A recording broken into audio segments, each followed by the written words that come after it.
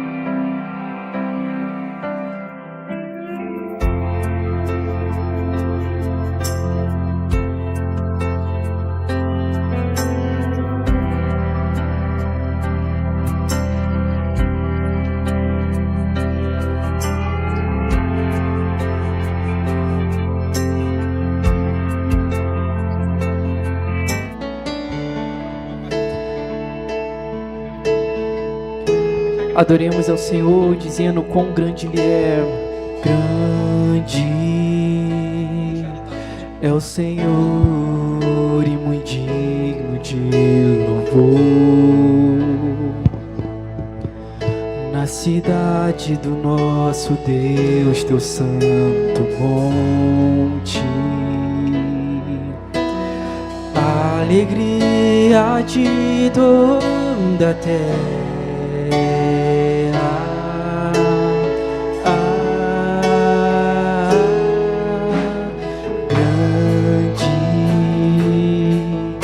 O Senhor em quem nós temos a vitória e que nos ajuda contra o inimigo. Por isso diante dele nos prostramos, sim, Senhor. Queremos o teu nome engrandecer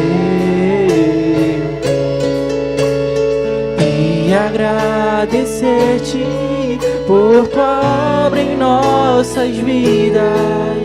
Confiamos em teu infinito amor, pois só Ele é, pois só tu és o Deus eterno sobre toda a terra e céu. Grande é o nosso Deus.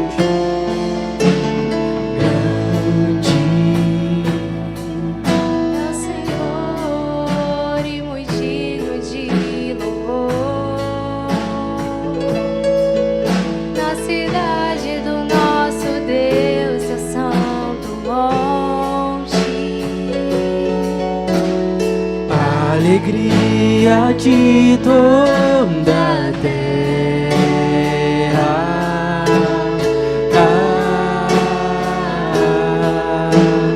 Grande é o Senhor, em quem nós temos a vitória, e que nos ajuda contra o inimigo. Por isso diante dele nos prostramos.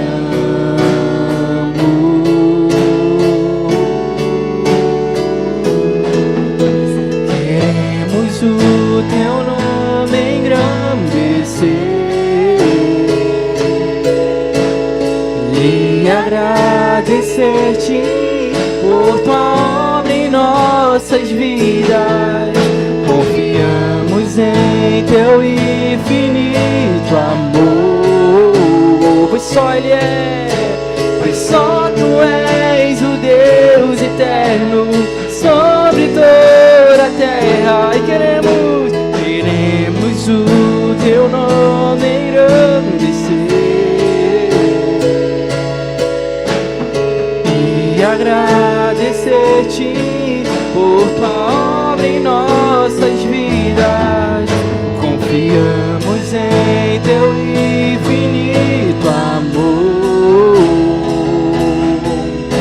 pois só tu és o Deus eterno sobre toda a terra e céu.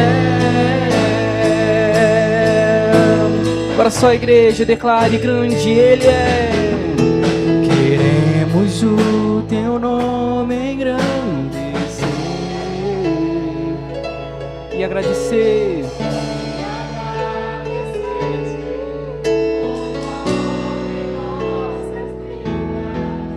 Confiamos em teu infinito amor, pois só Ele, pois só tu és o Deus eterno sobre toda a terra e céus. Grande és tu, ó Pai. Muito obrigado pelas tuas maravilhas em nossas vidas.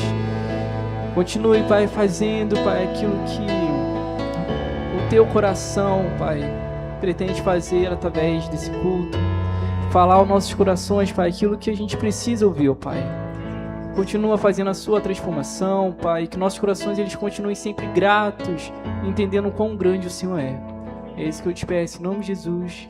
Amém e amém. Graça e paz, boa noite, igreja. Cumprimente essa pessoa bonita que está ao seu lado.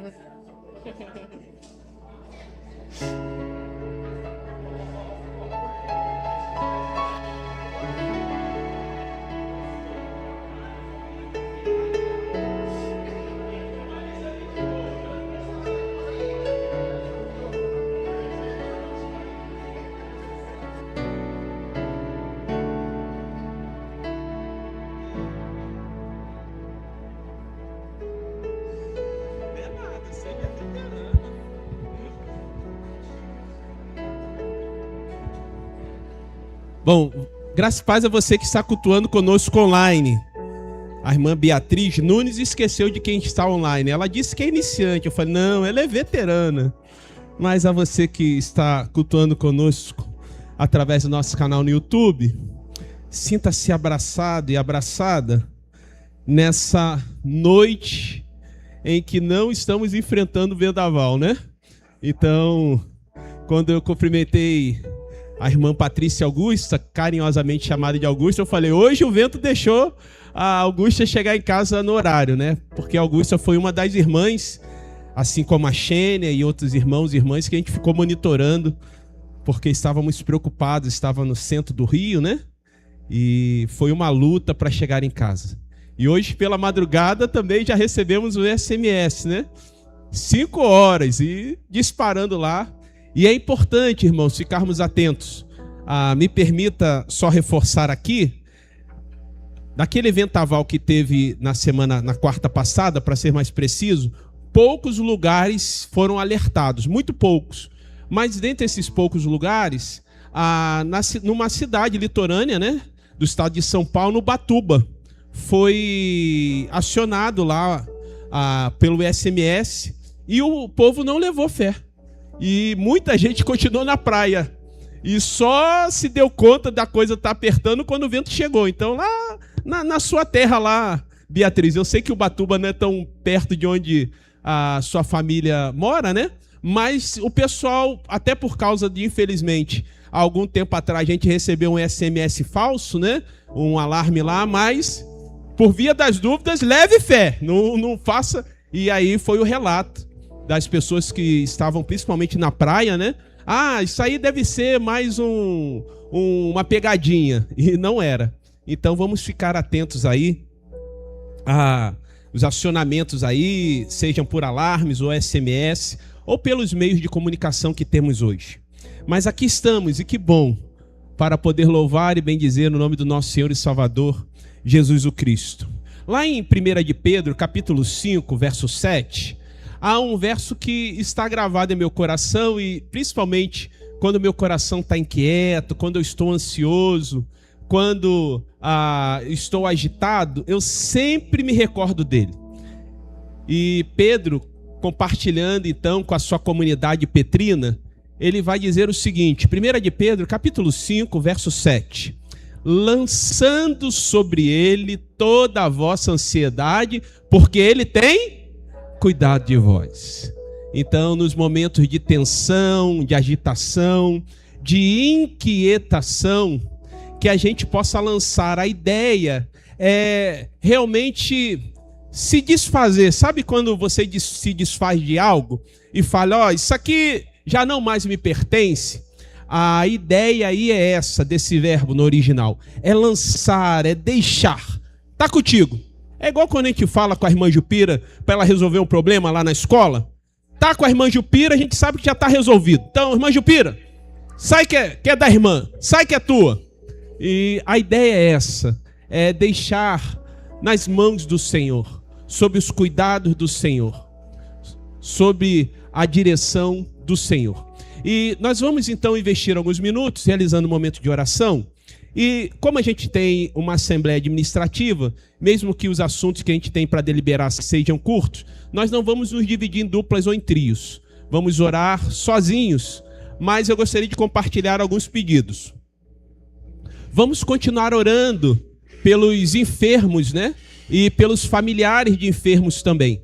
Então eu disse no domingo passado que como a gente conseguiu ali diminuir bastante o número de enfermos, eu não vou mais atualizar, porque esses pedidos, principalmente no jardim de oração, a irmã Ruth e a irmã Lígia sempre pegam os pedidos e compartilham com o grupo, então tem gente orando por esses pedidos. Mas vamos estar orando, eu disse isso a ele alguns minutos atrás, porque estava lá visitando, continuamos em oração por você. Não apenas pelo Anselmo, mas pela família Tavares de Jesus.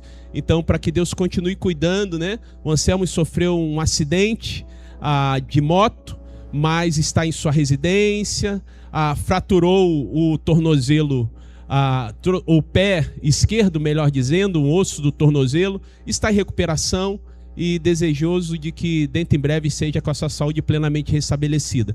Então, apesar do susto, ele entendeu junto com a sua família, e nós entendemos que foi um livramento. Então vamos continuar orando pela vida do irmão Anselmo, orar pela vida do pequeno Miguel.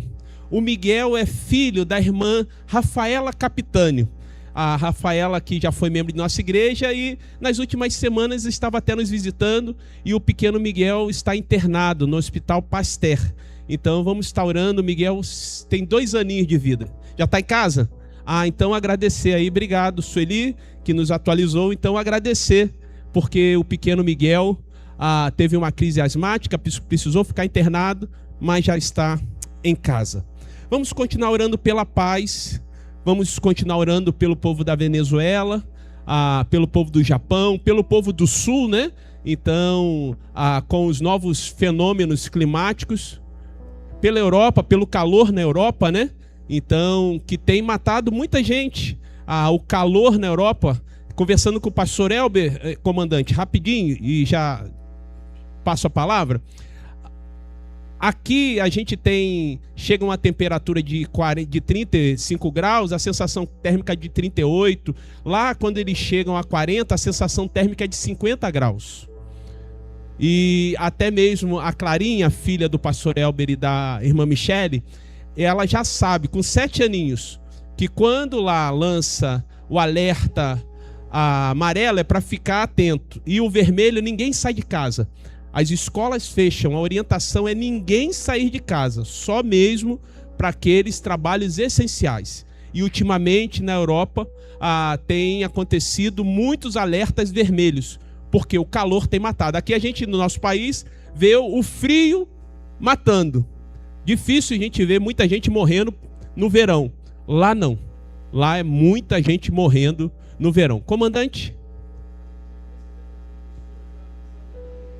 Muita gente desabrigada. 70 mil, né? 570 mil desabrigados. Então, 570 mil desabrigados. Então, a gente sabe que situações difíceis acontecem tanto no nosso país quanto fora do nosso país. Então, são esses os pedidos. Também estejam orando pela confraternização que acontecerá da juventude no próximo sábado, né? A juventude retomando aí os trabalhos, e também o Entre Amigos também, que vai se reunir lá pertinho de casa. Acho que eu vou dar um pulinho lá antes de ir para a confraternização, lá na gruta. Vou tomar um café na conta da irmã Perside. Falar, a irmã Perside vai pagar. Vou tomar um café lá gostoso, comer um aipim com bolinho de chuva. Outro dia eu estava doido para comer um bolinho de chuva. Irmão Edson, lembrei da sua amada. Aquele bolinho de chuva que a irmã Isabel faz, que é gostoso. Mas, tirando a comida, vamos agora nos alimentar com oração, né? Vamos investir um tempo orando ao Senhor enquanto João nos abençoa com a melodia.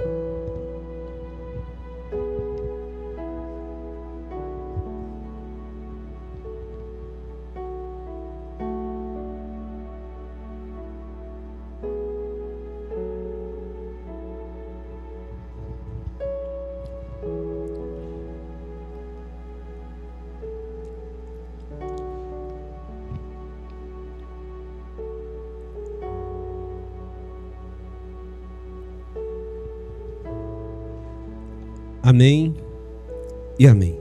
Convido a congregação a se colocar de pé, por gentileza. E nós vamos estar louvando ao Senhor com uma canção que fala de rendição. Enquanto estivermos louvando ao Senhor com essa canção, teremos a oportunidade de dedicar a Ele dízimos e ofertas. Tanto os queridos que aqui estão, quanto você que está cultuando conosco através do nosso canal no YouTube.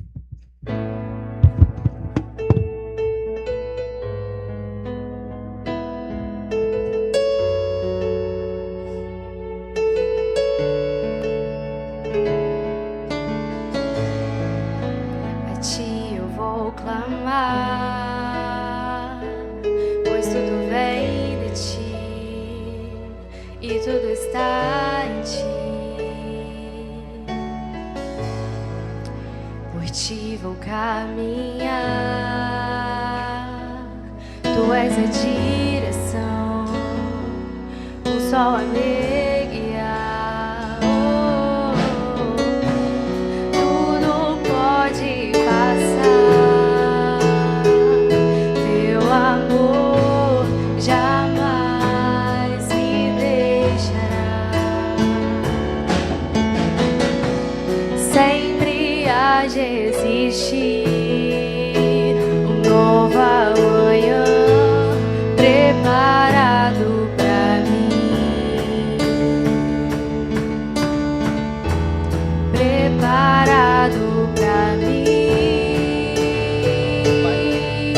Oh, eu me rendo aos teus pés, és tudo que eu preciso pra viver.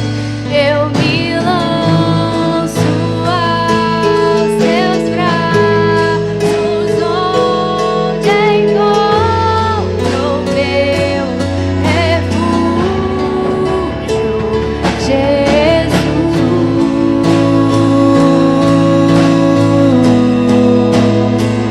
Eis-me aqui,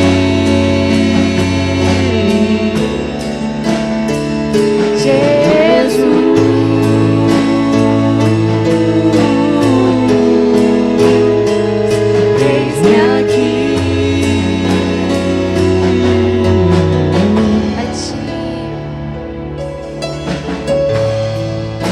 A ti eu vou clamar, pois tudo vem de ti e tudo está em ti. Por ti vou caminhar, tu és a direção, o sol a me guiar. Tudo pode passar, seu amor jamais me deixará. Sempre há de existir um novo amanhã preparado pra mim, preparado pra mim. Oh, eu me rendo aos teus pés, és tudo que eu preciso pra viver. Eu me lanço aos teus braços, onde encontro meu refúgio. Eu me rendo aos teus pés, és tudo que eu preciso pra viver. Eu me lanço aos teus braços, onde encontro meu refúgio, Jesus.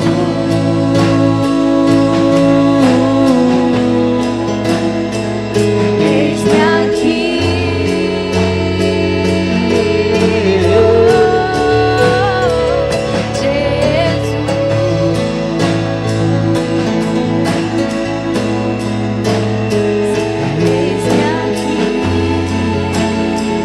Declare, eu me rendo a ti, Senhor.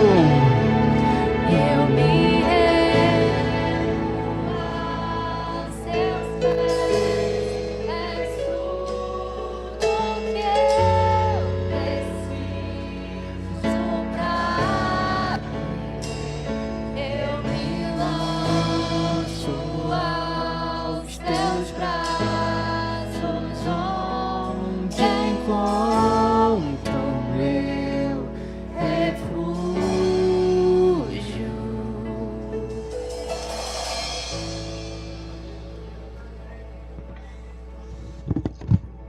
Pode sentar, queridos. E que façamos dessa canção a nossa, não apenas oração, mas ação também diária. Que diariamente possamos nos render integralmente, incondicionalmente ao Senhor. Mas gostaria de, nessa noite, responder a uma pergunta que fiz à igreja no domingo retrasado, para ser mais preciso, no culto da noite.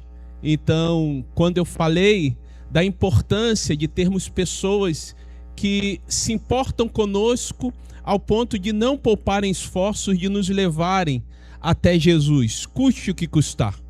E vimos então, no domingo retrasado, 4 amigos que fizeram uma grande diferença na vida de um amigo que era paralítico. Mas o que aconteceu, irmã Fátima, quando esse paralítico chegou até Jesus? Ou, irmã Jupira, o que acontece quando as pessoas se chegam diante de Jesus? É essa pergunta, então, que gostaria de responder nessa noite, olhando, então, para o texto que está lá registrado no Evangelho de Marcos, capítulo 2. É interessante que os 3 evangelistas, cada um de sua forma e maneira, registram esse evento. Então, a gente encontra a Mateus registrando esse evento, Lucas também registrando esse evento. Mas eu gostaria de olhar para Marcos, capítulo 2, a partir do verso 5 até o verso 12. Então, o tema da mensagem é uma pergunta.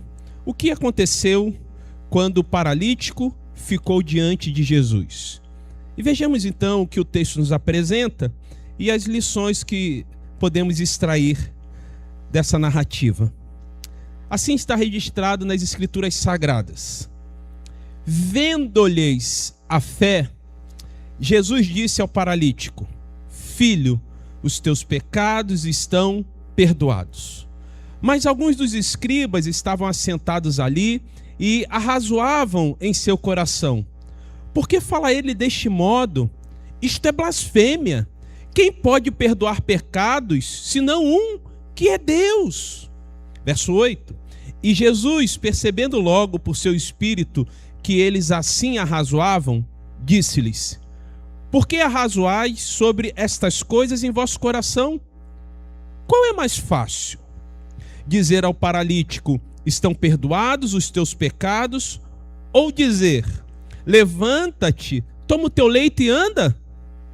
Ora, para que saibais que o Filho do Homem tem sobre a terra autoridade para perdoar pecados, disse ao paralítico: eu te mando, levanta-te, toma o teu leito e vai para a tua casa. Então ele se levantou e no mesmo instante, tomando o leito, retirou-se à vista de todos, a ponto de se admirarem todos e darem glória a Deus, dizendo: jamais vimos coisa assim. Que Deus abençoe e aplique a sua palavra a cada coração nessa noite. Relembrando de forma muito rápida que quando a gente lê os 4 primeiros versos desse capítulo, foi um desafio muito grande, Vitor, para que esse paralítico chegasse até Jesus, ou chegasse diante de Jesus. Porque o texto diz, os 4 primeiros versos principalmente, irmã Neide, que 4 amigos tomaram um amigo paralítico na sua maca e foram até a casa em que Jesus habitava, que era Cafarnaum. Eu disse que Jesus então nasceu em Nazaré, mas depois da sua idade adulta, ele ficou um bom tempo ali morando em Cafarnaum. E o texto diz que havia uma multidão. Essa multidão que eu classifiquei como insensível e egoísta. Porque será, irmã Lígia, que todos que ali estavam eram paralíticos? Com certeza não. Será que os que ali estavam todos tinham realmente uma necessidade urgente de estar diante de Jesus? Ou até mesmo, imagine, você está num ambiente e chega um deficiente. Bom, a boa educação, a sensibilidade, o altruísmo vai fazer então com que você dê passagem ou permita que essa pessoa passe por você. Mas não foi isso que aconteceu. Bom, aquele paralítico também enfrentou não apenas a insensibilidade e o egoísmo da multidão, mas também o preconceito. Porque a gente vai reforçar um pouquinho mais isso aqui no primeiro ponto, mas só relembrando que um paralítico ou qualquer outra pessoa com algum tipo de deficiência era visto como um amaldiçoado. Na verdade, irmão Hélio, era alguém muito mal visto. E aí a gente tem então esses 4 amigos que não pouparam esforços para levar o seu amigo até Jesus. Porque o texto diz que eles não conseguiram chegar pela via normal e natural até Jesus, que era pela porta. E pensando então, irmãos, numa casa da Palestina antiga, em que só tinha uma porta, né, de entrada e saída. Eu não sei se o irmão já morou numa casa assim, mas eu já morei numa casa assim, que a mesma porta que era de entrada era a porta de saída. E às vezes, quando eu queria fugir da minha mãe, para que ela não me batesse ou com vergonha das freguesas dela, eu pulava a janela, então, do quarto dela, que só tinha o quarto. Porque não tinha como sair, porque a visita entrava por uma porta e eu pulava a janela para ir de vergonha, né? Aí eu fui crescendo e fiquei um rapaz com pouca vergonha. Vocês iam pensar que ia falar sem vergonha. Não, com pouca vergonha. Mas eu sei como é uma casa assim. Bom, eles não abriram espaço. E aí o texto diz que eles subiram no eirado, né, no telhado, e desceram aquele amigo. Eles não desistiram daquele amigo. Eles continuaram acreditando, talvez mesmo quando aquele amigo não acreditasse. Mas o que acontece então, irmã Monique Kelly, quando esse paralítico está diante de Jesus? Bom, a primeira lição que eu destaco aqui, senhora Guimarães, é que quando estamos diante de Jesus, e por isso que é importante trabalharmos, nos esforçarmos para também levarmos outros diante de Jesus. Quando estamos diante de Jesus, temos a possibilidade, irmão Eliseu, ou a oportunidade de ter os nossos pecados perdoados. Diz lá o texto, se você quiser me acompanhar novamente, lá no verso 5 de Marcos capítulo 2. Olha só o que Jesus diz ao paralítico. As primeiras palavras que Jesus profere para o paralítico é: Jesus disse ao paralítico. O que ele disse? Filho. Preste atenção nessa expressão, guarde ela, porque a gente vai detalhar aqui. Filho, os seus pecados estão perdoados. Filho, os seus pecados estão perdoados. Quando estamos diante de Jesus, João Antônio, nós temos a oportunidade de ter os nossos pecados perdoados. Mas é muito interessante, que me chama a atenção, irmã Ruth, eu tenho uma limitação muito grande de trabalhar com abstração, né, de visualizar cenários. Eu sou muito da ordem do concreto, eu preciso ver, né? Mas eu tento em alguns momentos fazer um exercício de me colocar ali naquele cenário e, como espectador, vendo então aquele paralítico sendo descido ali pelos 4 amigos, e agora ele se encontra diante de Jesus. A minha percepção, irmã Ruth, é que Jesus está olhando para aqueles 4 amigos, está olhando para aquele paralítico sendo baixado ali na sua frente, falando assim, ou pensando assim: vocês são de paralítico? E as primeiras palavras que ele profere é: filho, os teus pecados estão perdoados.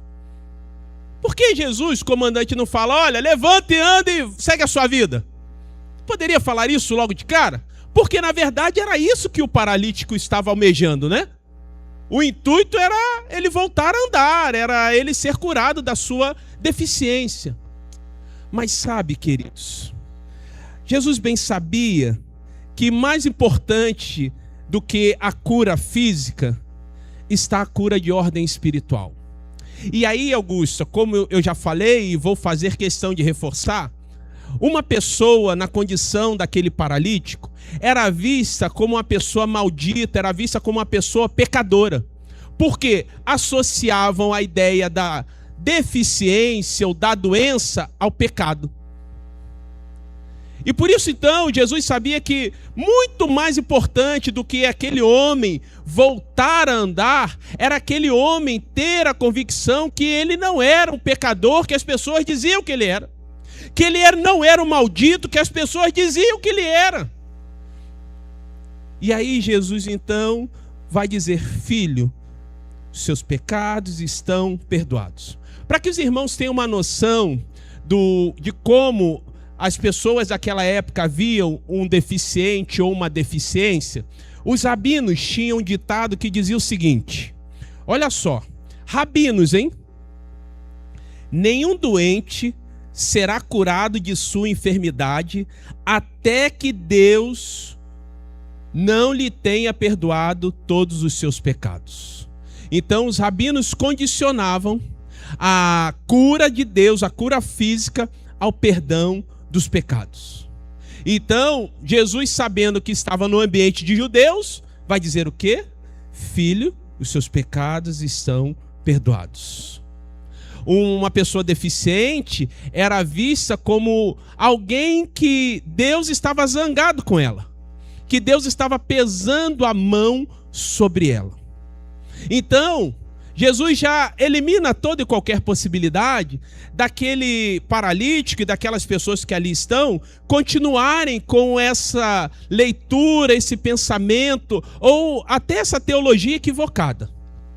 Mas ainda aquele homem está paralítico. Ele não saiu andando ainda. E o texto diz que as pessoas então começavam a arrazoar, começavam a murmurar, né? E ali estavam escribas, fariseus, doutores da lei. Mas tem uma expressão aqui, Jace, que me chamou a atenção. Essa expressão é filho. E essa expressão filho no grego é teknon, com K. Teknon, com K, era uma expressão utilizada geralmente pelas pessoas mais experientes, mais velhas, para com as mais novas. Era mais ou menos como a gente tem hoje. Bom, era uma expressão extremamente afetuosa. Então, é mais ou menos quando a gente vai ficando com os cabelos brancos, e aí começa a chamar aqueles que são mais novos de filho, né? Então, ô meu filho, ô minha filha. A ideia é mais ou menos essa, mas com uma intensidade muito maior, teknon.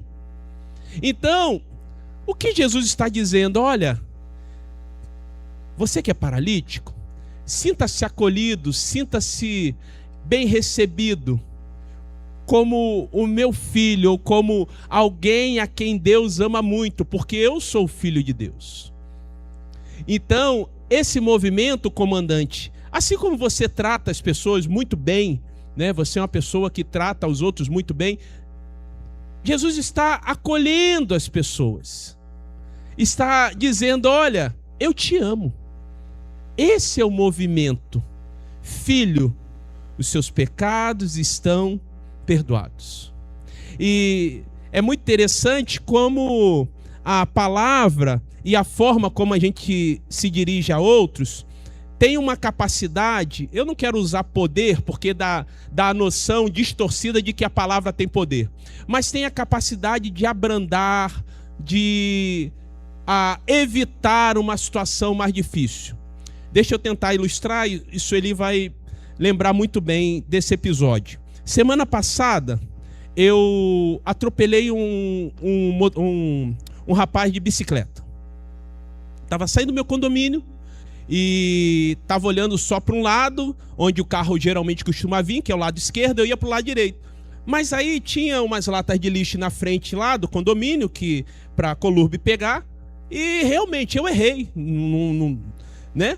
Veio um rapazinho de bicicleta muito rápido, e quando eu vi, eu dei uma pancada nele. E aí ele deu um salto, ele foi bem arisco, ele não chegou a cair. E quando eu abri a porta do carro, ele já não me viu não, e tal e tal. E aí, irmãos, não que eu seja melhor do que ninguém de forma alguma, mas eu me dirigi a ele da seguinte expressão: filho, eu estou errado. Aí na segunda vez ele, não, tá. Eu falei, não, olha, você me viu e me atropelou. Eu falei, não, filho, eu não lhe vi. Aí ele foi abrandando, amansando. Quando terminou ali, questão de minutos, irmão Elci, não durou mais do que 2 minutos. Aquele jovem saiu, eu falei, tudo bem com você? Tá tudo bem. A voz já baixa, calmo, sereno, tranquilo. Seguiu a vida dele, ainda bem que não aconteceu nada com ele, nem com a bike dele. E eu agora vou ficar muito mais atento. Mas a palavra e como você se dirige à pessoa e a forma como você dirige tem essa capacidade de poder abrandar, né? Porque eu já abri a porta e já falei, filho, tudo bem com você? Ah, você estava errado, me viu. Eu falei, não, filho, eu estou errado. Aí eu expliquei o que aconteceu, mas... Então, por que eu digo isso? Porque aqui, nesse episódio, Jesus está se dirigindo a alguém que, ao longo da sua vida, imagine, ao longo da sua vida, você ser visto como maldito. Você pensar que Deus não gosta de você e que Deus está pesando a mão sobre você. E tudo indica que aquele paralítico era paralítico de nascença. Se fosse de nascença, aí, bom, a criança nasceu, não teve como pecar. Então, é Deus pesando a mão sobre os seus pais através dos seus filhos. Aí você poderia estar mais revoltado ainda, né, irmã Lígia? Eu não fiz nada de errado, meus pais que fizeram, eu que estou pagando. Poderia estar revoltado com Deus e revoltado com os pais. Tudo indica que é. Então, Jesus se dirige àquele homem que poderia estar carregando um ódio de Deus e um ódio dos seus pais e fala, filho, ô meu filho. E quando a gente ouve isso é tão acolhedor, né? Ô minha filha, os seus pecados estão perdoados. Eu não estou zangado com você. Deus não está zangado com você. E aí, Jesus vai dizer para aqueles que começavam a razoar que somente o Filho de Deus tem poder de perdoar pecados. Veja lá o verso 10. Diz assim, olha, de Marcos capítulo 2.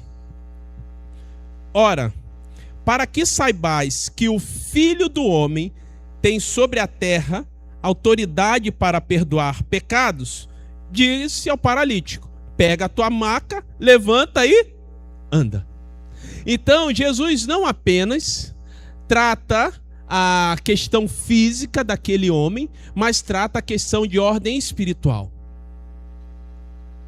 Jesus, então, mais do que trazer uma cura física, traz uma cura de ordem espiritual àquele que se achava maldito, ou que era maldito diante da sociedade, aquele que carregava um peso de ser alguém que Deus estava zangado com ele, que Deus não gostava dele, e que era culpado de algo que nem tinha feito, porque se nasceu assim, os pais dele que fizeram a coisa errada, e por que ele tem que pagar?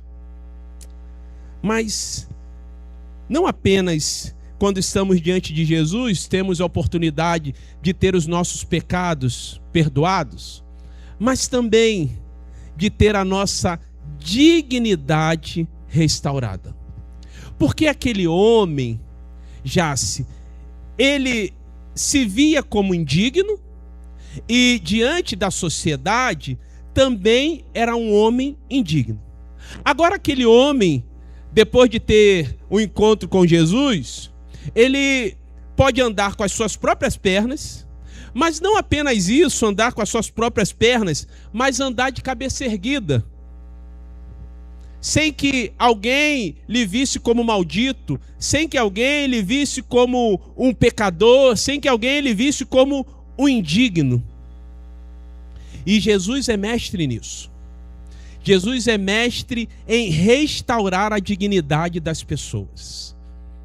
E geralmente quando ele faz isso, ele faz em público. Quando ele tem que talvez chamar a atenção e a confrontação, em alguns momentos você vai ver que ele faz em particular. Quer ver um exemplo? Quando ele tem que conversar com Pedro seriamente e fazer com que Pedro assuma ou tome novamente o rumo da vida dele. Ele vai conversar com Pedro a sós. Diga a Pedro que eu quero encontrar com ele lá. E aí, Pedro, tu me amas? Pedro, tu me amas? Pedro, tu me amas? E aí Pedro se derrama e tem a sua vida, a sua rota de novo restabelecida. Mas por que eu digo isso? Que esse homem teve a sua dignidade restaurada e Jesus restaurou publicamente. Porque me lembra aquela mulher apanhada em adultério. Veja lá o Evangelho de João, capítulo 8, a partir do verso 7.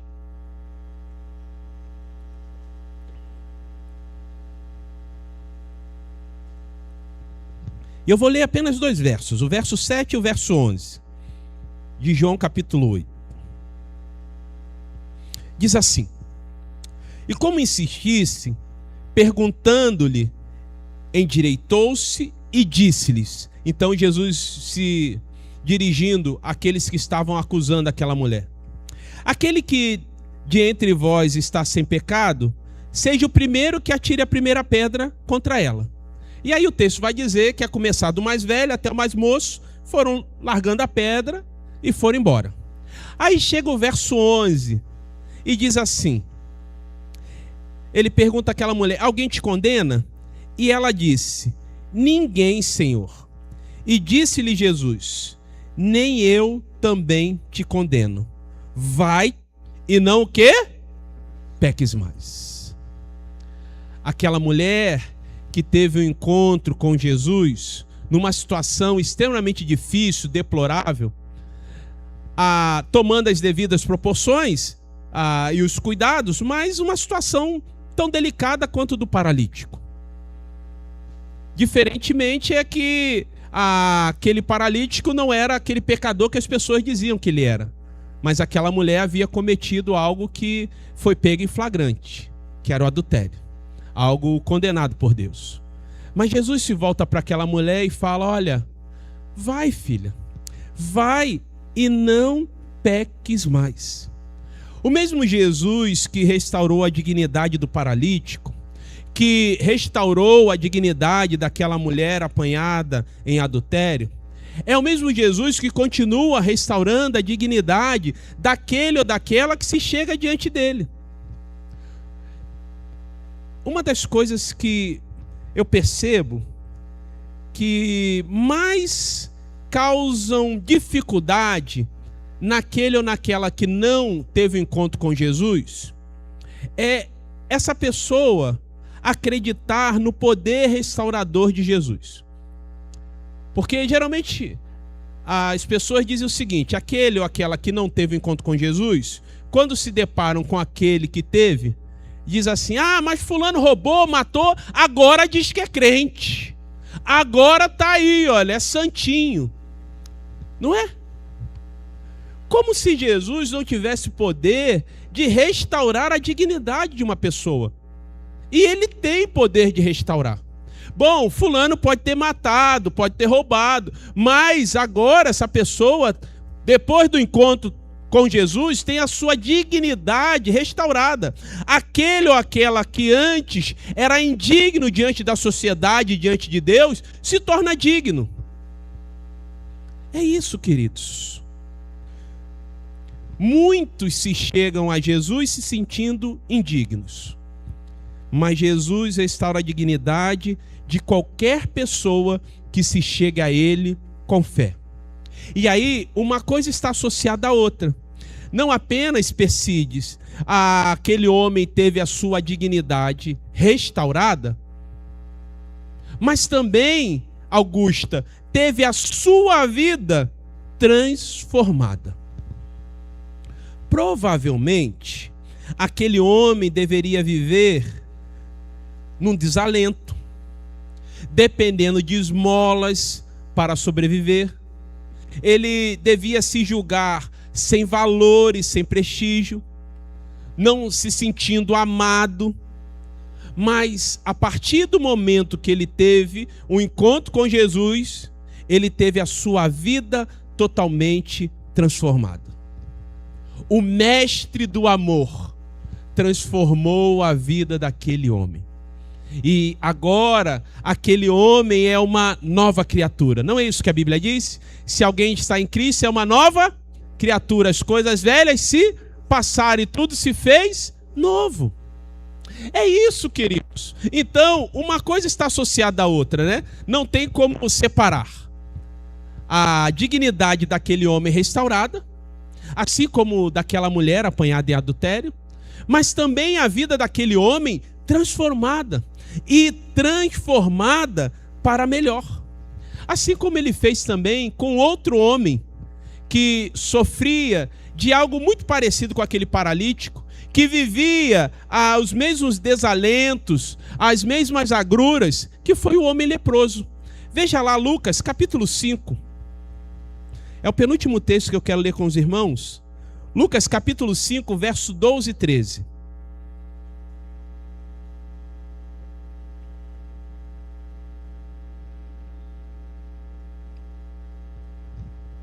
Diz assim, olha.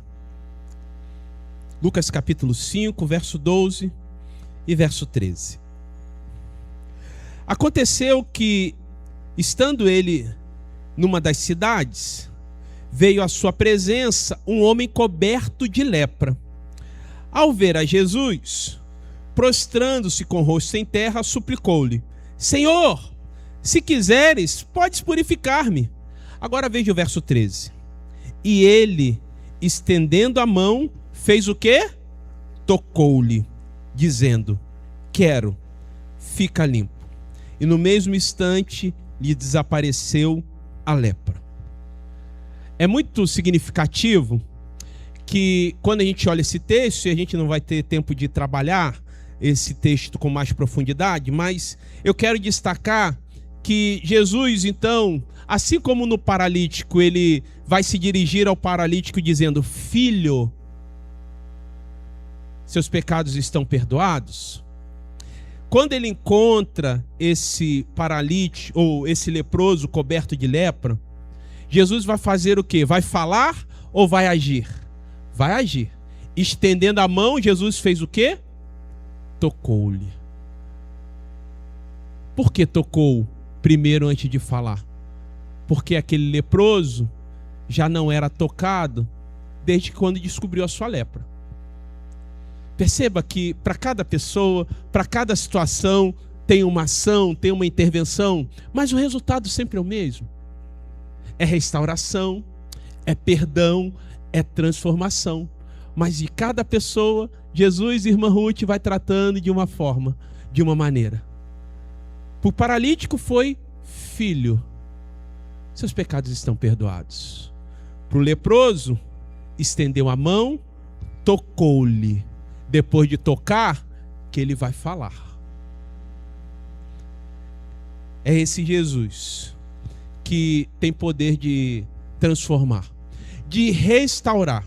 Se a gente for fazer uma análise aqui, a gente poderia dizer que tanto o paralítico quanto o leproso tiveram restauração na área física, né? Ficaram sãos. Na área emocional, foram acolhidos, entenderam que são amados. E também na área espiritual, tiveram seus pecados perdoados. Então Jesus restaurou a saúde física, emocional e também espiritual. Mas por último, faço uma breve menção aqui de Lucas, capítulo 5, verso 25. Porque, como eu disse, os três evangelistas, Mateus, Marcos e Lucas, registram esse evento aqui. Mas Lucas me traz algo, Pedro Coutrin, que me chama a atenção. Lucas 5, verso 25. Eu vou ler na Nova Versão Transformadora, Pedro Coutrin. E enquanto você abre aí, depois não esqueça de parabenizar o Pedro Coutrin. Ele faz 10 anos hoje que foi batizado. Então o Zap entregou ele, o Google entregou. Tá ficando velho, hein, Pedro? Então 10 aninhos. Era um menininho, agora tá um meninão aí. 10 anos completa hoje que foi batizado. Deu seu público testemunho de fé, junto com o pai dele, junto com o irmão Edivan. Momento muito marcante na nossa comunidade de fé. Lucas capítulo 5, verso 25. Na NVT diz assim, olha: de imediato, à vista de todos, o homem se levantou, pegou a sua maca e foi para casa fazendo o que, irmãos? Louvando a Deus. Algumas versões está glorificando a Deus.